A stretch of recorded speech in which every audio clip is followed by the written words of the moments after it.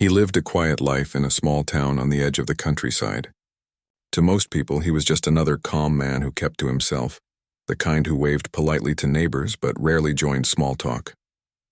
His home was simple, built with his own hands years ago, surrounded by tall trees and the sound of the wind brushing through them. There was only one soul who shared that space with him, his dog. A loyal, strong, and gentle companion who had been by his side for nearly a decade. Each morning began the same way. Before the sun rose, he brewed a small cup of coffee, stepped out to the porch, and watched the mist move over the fields. His dog would sit beside him, quiet and alert, as if keeping watch over their little piece of peace. Then they would head out for a long run down the dirt road that cut through the woods. It wasn't about fitness for him anymore. It was about routine, about control, about keeping his mind steady. The world inside his head was sometimes loud, filled with memories he didn't talk about. The dog helped keep those memories from taking over. No one in the town really knew who he was before he moved there. He didn't talk about it. There were no photos on the walls or medals hanging anywhere. The only clues were his posture, the precision in his movements, and the quiet confidence that never left him. Some folks guessed he had a military past. Others thought he had once been a police officer or something similar. But no one asked, and he didn't offer. What people did know was that he was kind. He fixed fences for neighbors without being asked, helped older folks carry their groceries, and always showed respect. Children liked to wave at his dog when they passed by. The dog, despite its large size, was gentle, never barking unnecessarily, never showing aggression. To him, that dog wasn't just a pet. It was family, the last piece of unconditional love he had left after a life filled with discipline, danger, and loss. There were moments when he would sit on his porch long after sunset, a soft light glowing behind him, the dog resting near his feet. He would look at the stars, sometimes whispering things only the night could hear. Regrets maybe, promises, memories of places far away. He had seen things most people could never imagine. He had lost brothers in arms, witnessed what war does to men, and carried the kind of silence that only comes from surviving too much. But he never let that darkness spill into his new life. The dog was the reason. It reminded him that there was still something pure in the world. One Saturday afternoon, he took his truck into town to buy supplies. He always drove the same way, slow, careful, observant. When he stopped by the local feed store, people greeted him warmly. He nodded, offered small smiles, and went about his business. The town had learned to respect his quiet nature. They didn't pry. They just accepted him as the good man who lived on the outskirts and never caused trouble. That evening, as he sat outside watching the last bit of light fade, he didn't know that something was about to happen that would change everything. A series of small misunderstandings, wrong assumptions, and fear were about to tear through the peace he had built. But in that moment, everything still felt right. The world was calm, the dog was happy, and the man felt content, maybe for the first time in years. Across town, a neighbor new to the area was having trouble with raccoons near her property. She had never met him before and didn't know about his background or his dog. That evening, she saw a large shadow near her fence and panicked. She thought it was a stray dog chasing something. She called the local police, reporting a vicious dog roaming freely. The description matched his dog perfectly. The call was routed to a pair of young officers on patrol.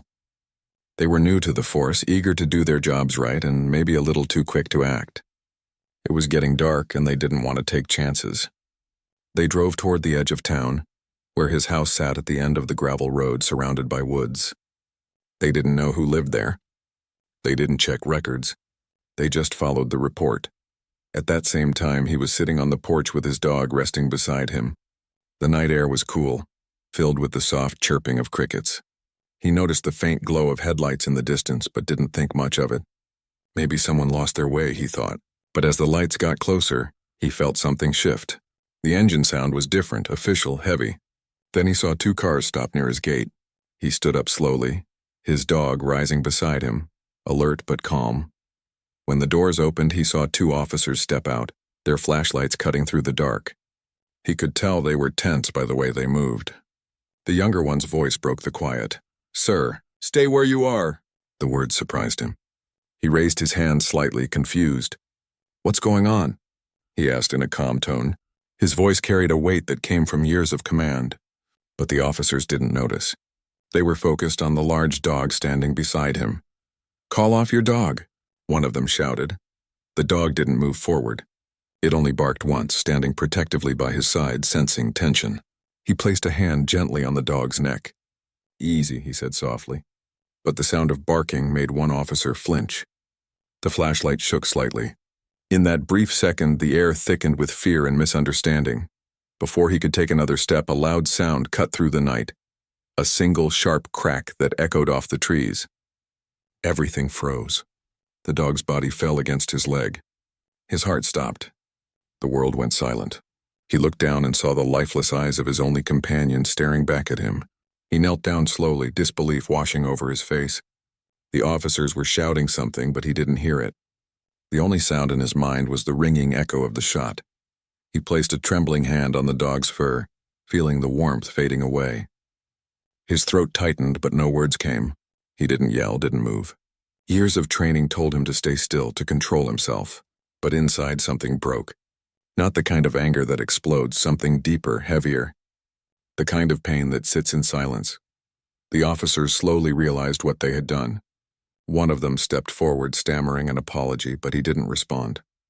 He just stayed there, his hand resting on the body of the dog that had been his family, his therapy, his reason to stay grounded. The world around him blurred into a haze of flashing lights and confused voices. He could have shouted. He could have fought, but he didn't. He stood up slowly, his eyes cold and steady. "You need to leave," he said quietly. There was no anger in his tone, just authority, the kind that made people listen without question. The officers looked at each other, unsure what to do. Something in his presence made them step back. That night, when they finally drove away, he stayed outside for a long time. The air was still heavy with sorrow. He buried his dog under the tall oak tree at the edge of the property, the same place where they used to sit together in the mornings. As he filled the last bit of soil, his hands shook.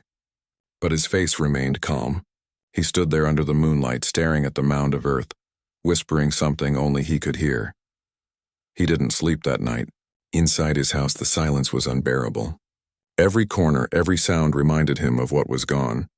He sat at his desk, staring at the wall where a small framed photo of his old unit hung, a photo he rarely looked at.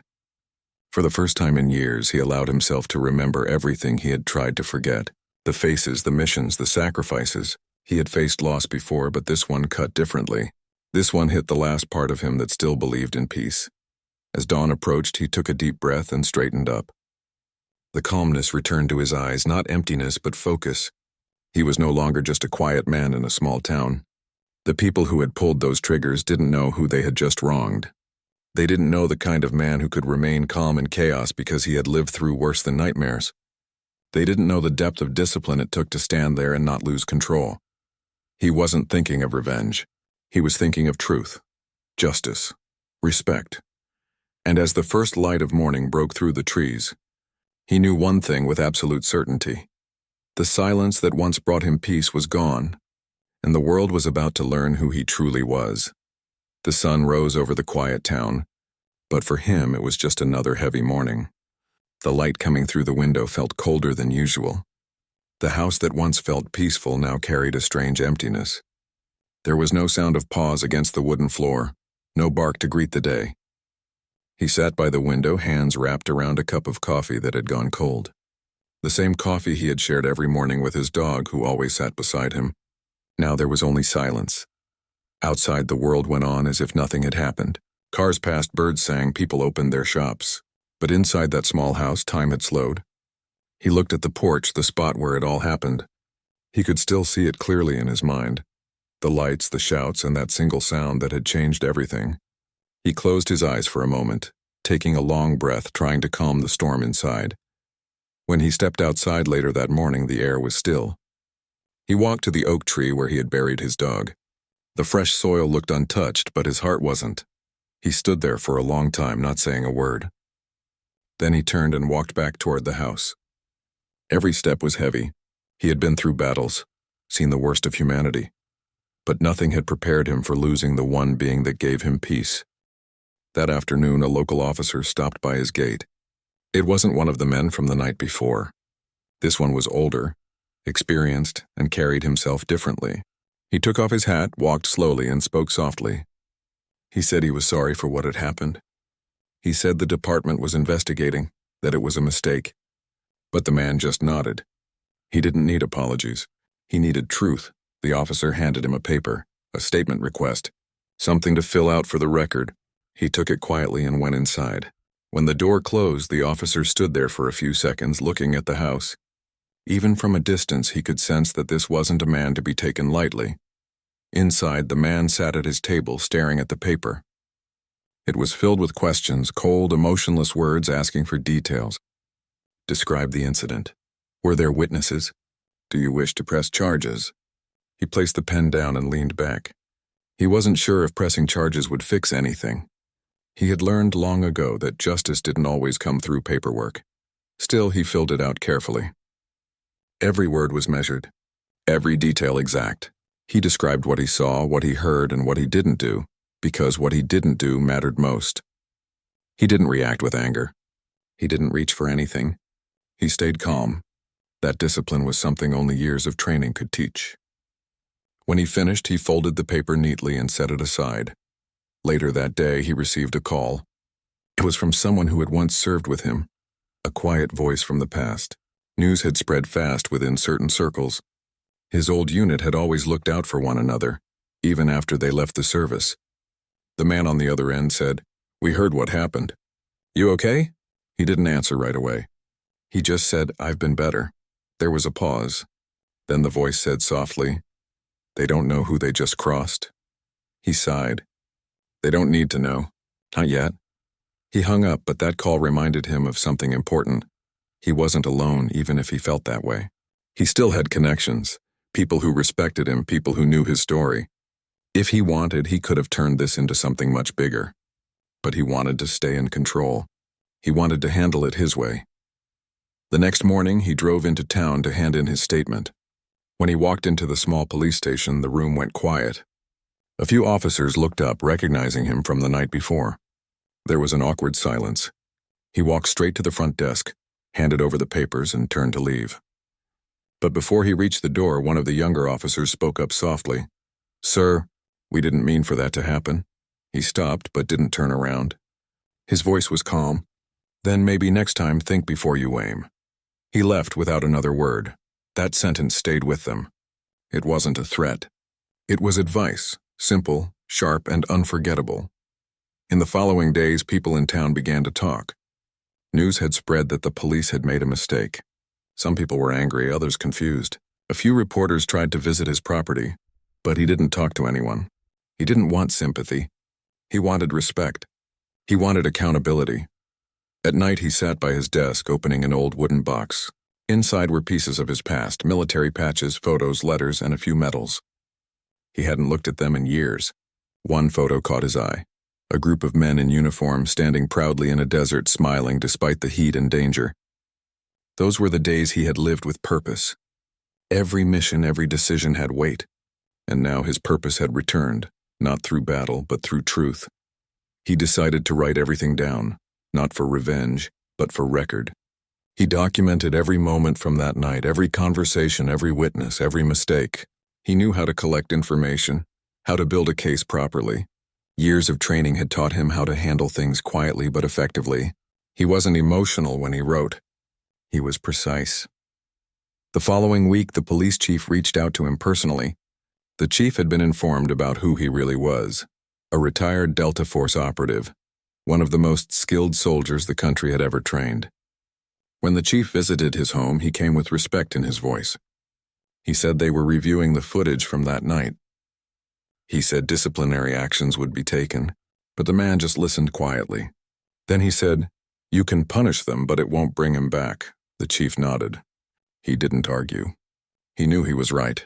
Days turned into weeks, but the story didn't fade. Someone leaked the body cam video. It showed clearly that the dog hadn't attacked, hadn't lunged, hadn't been a threat. It showed fear and overreaction. The town was shocked. The video spread online and people were outraged. The man's name was kept private, but his story reached far beyond that small town.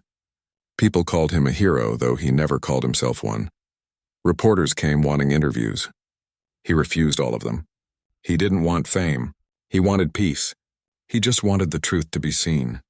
And now it was. Justice was finally starting to move, even if slowly. One evening, as he sat by the oak tree, he felt the wind move through the branches. For the first time since that night, he closed his eyes and felt a small bit of calm. He had turned his pain into purpose. But deep down, he knew this wasn't over. There was still more to do. He went inside and sat at his desk again. This time, he didn't write reports. He started drafting a plan, something bigger than himself. A project that could honor his dog's memory and help others like him. He wanted to start a small program for veterans, pairing them with rescue dogs. He knew how much a loyal animal could heal a broken soul. Maybe this was his new mission. The next morning, he made calls to old friends, to organizations, to anyone who could help. His voice carried quiet determination. The same discipline he once used on the battlefield now fueled a new kind of fight, a fight for healing. By the end of the week, a few of his former teammates offered support. They promised funding, connections, even land. He was surprised by how quickly people rallied around the idea. Maybe in some way they all understood what that dog had meant to him. The pain was still there, but it was no longer just pain. It had become direction. He wasn't looking for revenge anymore. He was looking for redemption, not for himself, but for the world around him. If he could bring even a little peace to others, maybe that would bring peace back to him too. As he stood on his porch that night, looking up at the stars, he whispered softly, as if talking to his old friend. "We're not done yet. Not by a long shot." The wind rustled through the trees, and in that sound he felt something familiar, a reminder that loyalty never truly dies. Weeks passed, but the man's life didn't return to normal. It couldn't. The quiet mornings felt heavier, and even though he tried to keep busy, the silence around him reminded him of what he had lost. Yet beneath that quiet grief, something inside him had started to change. The pain had turned into focus. The same discipline that once guided him through missions now pushed him toward something new, a cause he could stand behind. The idea of helping veterans through dogs had grown stronger in his mind. He couldn't stop thinking about how many people like him were out there. Men and women who carried memories too heavy to share, who found it easier to talk to a dog than to another person. He knew what it meant to have that kind of bond. He knew what it meant to lose it. Maybe, he thought, that's what he was meant to do now, turn his loss into healing for others. He spent long nights at his desk, sketching plans, writing notes, listing potential partners. He had friends in different parts of the country, some in animal rescue, some in veteran support programs. He called them one by one, explaining his idea. The conversations were quiet but filled with emotion. Most people didn't even hesitate to say yes. They had known him long enough to understand that if he believed in something, it was worth believing in. By the end of that month, he had a name for the program. It was simple, humble, and carried deep meaning. It represented the loyalty, courage, and companionship that had once saved his life in ways few could understand. He didn't want fame or attention. He just wanted to build something real. Meanwhile, in the small town, the story about the incident hadn't faded. Even though he never spoke about it, people talked. Some felt guilty for how the police had handled it. Others admired how calm he remained through it all. A few reporters still tried to contact him, but he never opened his door to them. He wasn't interested in telling his story for views or sympathy. The truth was already out there, and that was enough. One afternoon, as he was clearing space behind his house, a familiar car pulled into his driveway. It was the same older officer who had visited him after the shooting. The man walked up quietly, hat in hand, and said he wanted to talk. This time the veteran nodded and offered him a seat on the porch. They sat there for a long moment before the officer spoke. "I know nothing I say can change what happened," he said slowly, "but I want you to know we've been making changes. The department's learning from it. Training's different now. And the young officer involved, he's no longer on the force." The man listened, silent but attentive. He could see the sincerity in the officer's face. "That's good," he said finally. "No one else should go through that." The officer nodded. "I heard you're starting something new, some kind of program?" He gave a small smile. "Something like that. Helping veterans and rescue dogs. It feels right." "That's a good thing you're doing," the officer said softly. "If you need any help, permits, land, whatever, I'll make sure the town supports it." For the first time in weeks, the man felt a sense of connection. He nodded, shook the officer's hand, and watched as he drove away. Maybe, he thought, not everyone in that uniform was blind to what mattered. That evening, he drove out to the edge of town where an old barn sat unused. It was falling apart, but he saw potential in it. The land stretched wide with open fields and a small pond nearby. It was quiet, perfect for training and peace. He contacted the owner, a farmer who had known him for a few years. After explaining his idea, the farmer smiled and said, "If it's for veterans and dogs, take it. I'll sign it over." Things began to move quickly after that. Volunteers showed up to help clear debris, repaint walls, and rebuild fences. Some were veterans. Others were just townspeople who wanted to help. Everyone worked with quiet respect. No one mentioned the incident. They all seemed to understand that this was about something bigger. As the place took shape, the man could almost feel life returning to him. Every hammer hit, every board nailed, every piece of land cleared, it all felt like healing. The first time a rescue dog arrived, a small brown one with cautious eyes, he couldn't help but smile. He knelt down, held out his hand, and whispered, "You're safe here." The dog wagged its tail slowly, as if it understood. In the following weeks, more dogs came. Some were scared, some aggressive, some broken from years of neglect. And soon the first group of veterans joined too. They were quiet men and women carrying invisible wounds. He saw himself in them. He knew that look in their eyes, the one that said they'd seen too much. But he also saw hope, faint but still there. The first training session was simple. They walked the dogs around the field, learning to communicate without words. He taught them patience, control, and understanding, the same things he had learned through years of discipline. By the end of the day, the silence among the group had softened. People began to talk, laugh quietly, even smile. One evening, as he was closing up the barn, one of the veterans approached him. The man had been quiet all day, hardly speaking, but now he said softly, "I didn't think I could connect with anyone again. But this helps." He just nodded, understanding without needing to say a word. He knew what that meant. Days turned into weeks, and the place became more than just a program. It became a sanctuary. Veterans started calling it the field, and word spread quickly. Donations came in from nearby towns. A few organizations even offered grants. What started as one man's way of coping had become something that changed lives. But even as the work grew, he never forgot why it began. Every morning before the sessions, he walked to the oak tree, stood there quietly, and placed his hand on the small wooden marker where his dog rested. He whispered a few words, then went about his day. It had become his ritual, his promise. As the months went by, a small local newspaper published a story about the new program. They didn't mention his name, but they talked about a veteran who turned personal tragedy into a place of healing. The article spread, and soon, national outlets started reaching out. He ignored most of them, but one reporter, a fellow veteran, reached him through a friend. She wanted to write not about the tragedy, but about the recovery. After thinking for a while, he agreed to meet her. They talked for hours, not about his past missions or military life, but about the dogs, the people, and what it meant to find peace again. The story she wrote captured the heart of it, how loss could be turned into something meaningful. When it was published, donations and messages flooded in. Some came from strangers who said the story gave them hope.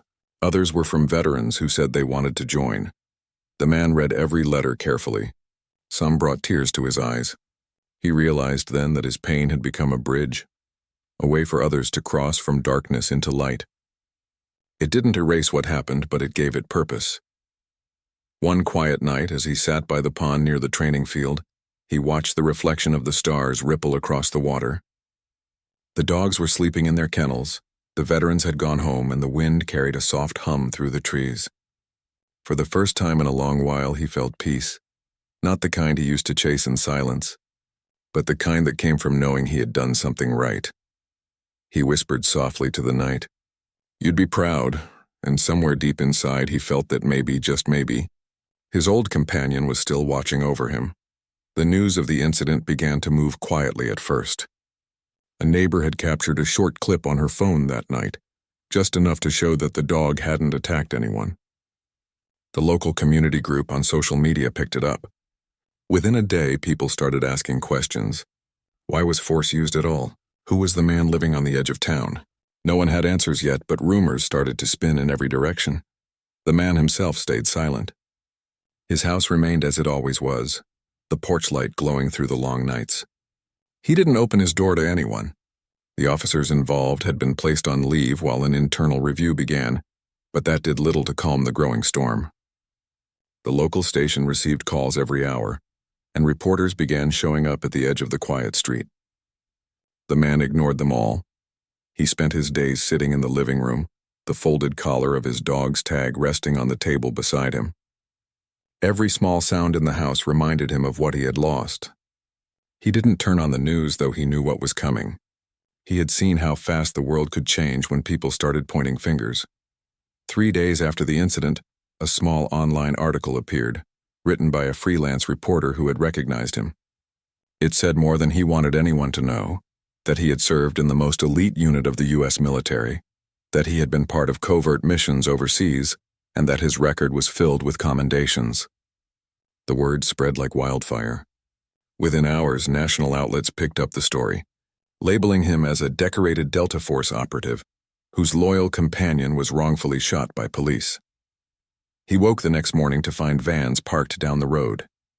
Cameras pointed toward his property. He didn't step outside. He made his coffee, sat by the window, and stared at the long stretch of road leading out of town.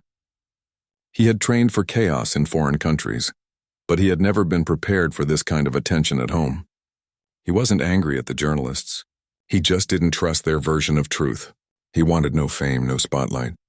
He wanted peace, the very thing that had been taken from him. By the end of the week, body cam footage began circulating online.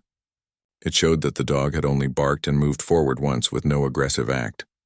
The man had clearly raised his hands, showing calm control, while one of the younger officers fired too quickly. The video spread everywhere. The town's residents felt embarrassed and betrayed. People began holding quiet protests outside the police station. Posters appeared saying, "Justice for the soldier's dog." The man remained silent. He never posted a word online, never gave an interview, never appeared in public. The only statement he issued came through his former commander, who called him an honorable man who had always acted with patience and discipline. That short statement touched people deeply. Here was a man who had lived through violence and loss and yet even now refused to meet hate with hate. Inside the police department, pressure grew. The chief released an apology video, calling the shooting a tragic mistake. The officer responsible resigned days later, and the department promised to improve its training and response standards. But the story had already moved far beyond local boundaries. Veterans groups started reaching out to him, offering support and condolences. Letters arrived at his doorstep, handwritten notes from strangers who had also lost pets or served in uniform. He read every one of them quietly at night. One letter came from a mother who wrote, "My son came home from service angry at the world. We got him a rescue dog and it changed everything. I hope you find comfort knowing your companion gave you peace when you needed it most." He kept that letter folded neatly inside a book. It reminded him that pain wasn't something to hide from. It was something to learn from. One morning, a group of local kids placed a small handmade sign near his driveway. It read, "We're sorry for what happened. We wish we could bring your dog back." The simple gesture softened him in a way he hadn't expected.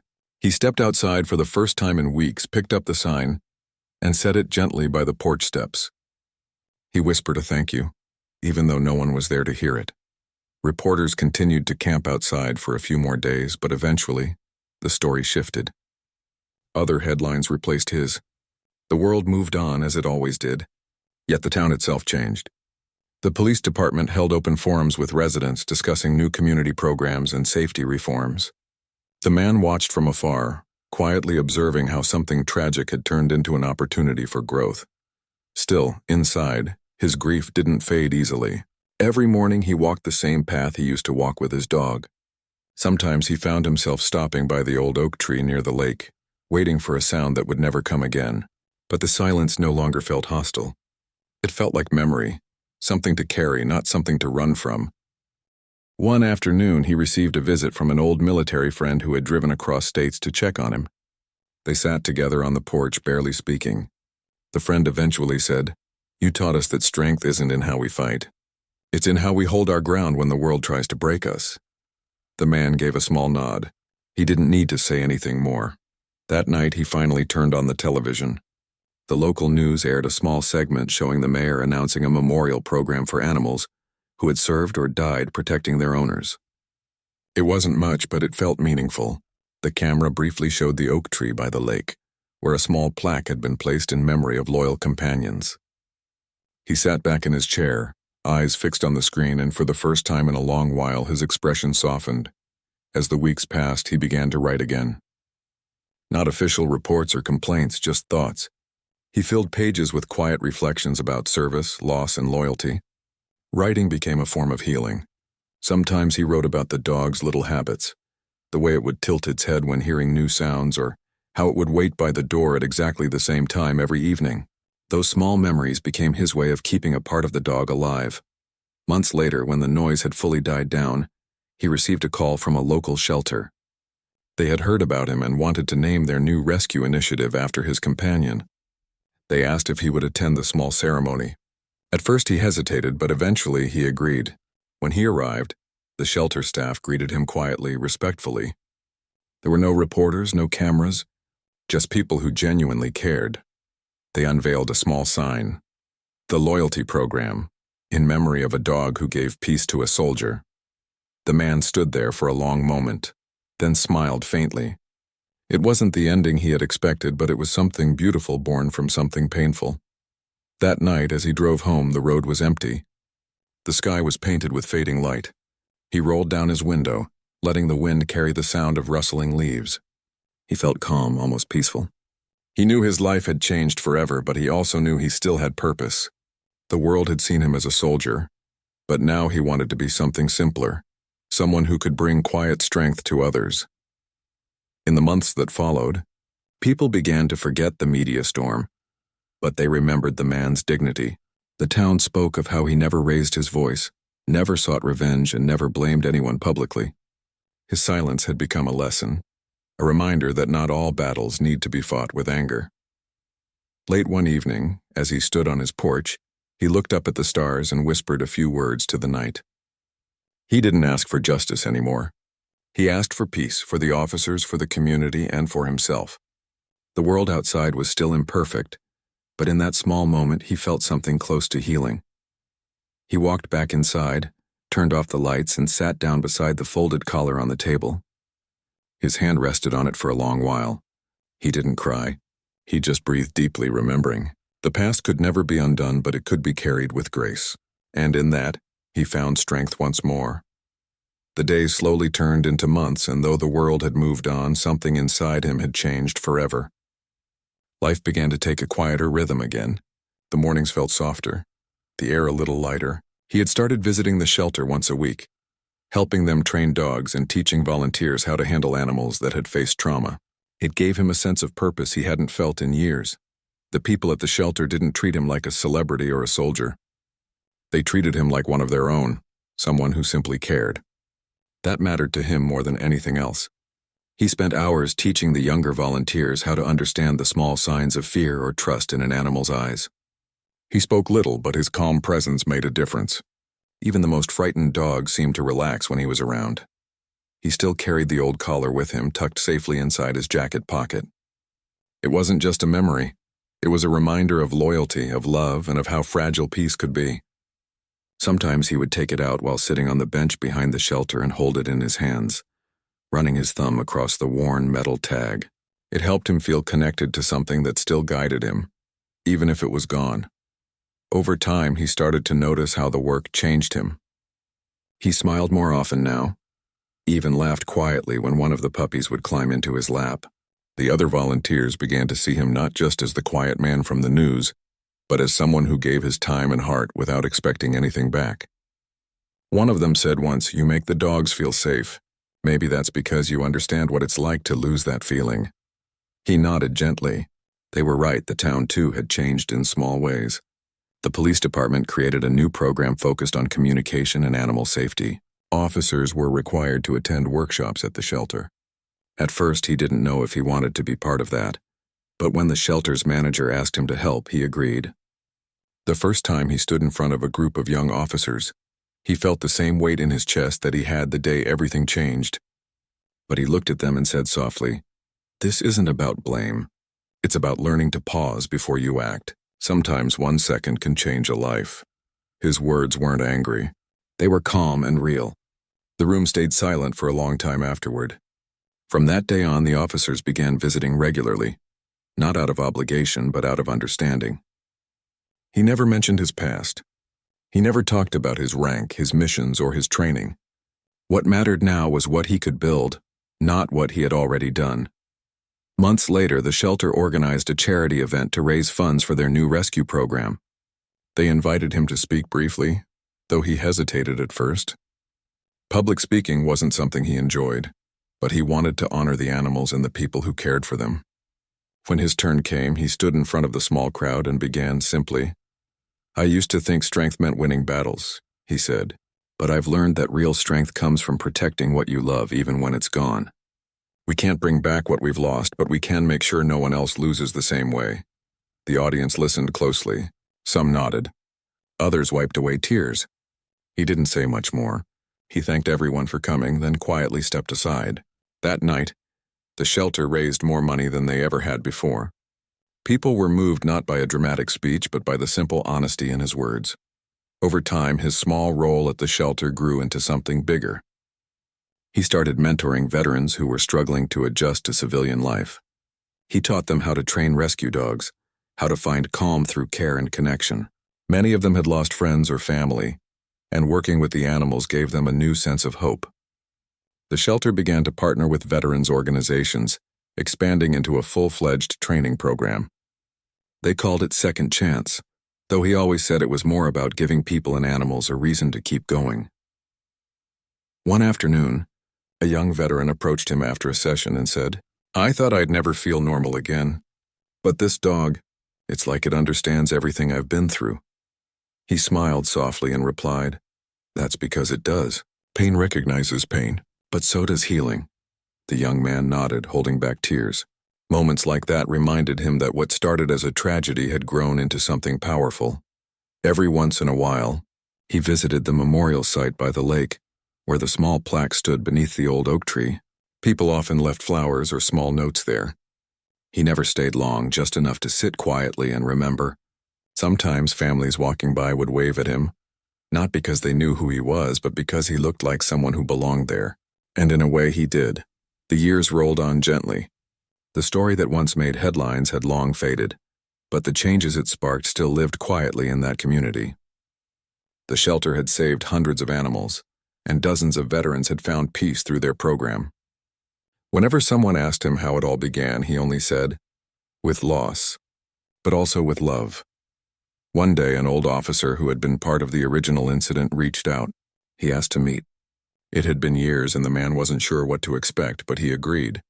They met at the park near the lake. The officer looked older, quieter, carrying his own share of guilt. He took off his cap and said, "I've wanted to say I'm sorry for a long time. Not because it's expected, but because it's right." The man looked at him for a long moment, then nodded. "I know," he said. "What's done is done. What matters is what you do next." They sat together for a while, watching the water move gently against the shore. It wasn't forgiveness in words, it was understanding. And that was enough. Later that evening, he walked home under a sky streaked with fading orange light. The air smelled of pine and fresh rain. He stopped by the shelter, as he always did, to check on the dogs before closing time. The volunteers greeted him warmly. He made sure every kennel was secure and every bowl was filled. Before leaving, he paused in front of a small pup that had been rescued only days before. It was trembling, scared of the world. He knelt down, spoke softly, and held out his hand. Slowly, the pup moved closer, pressing its tiny head against his palm. He smiled quietly. "You're safe now," he whispered. Walking back home, he realized something simple but powerful. The world would always have moments of darkness,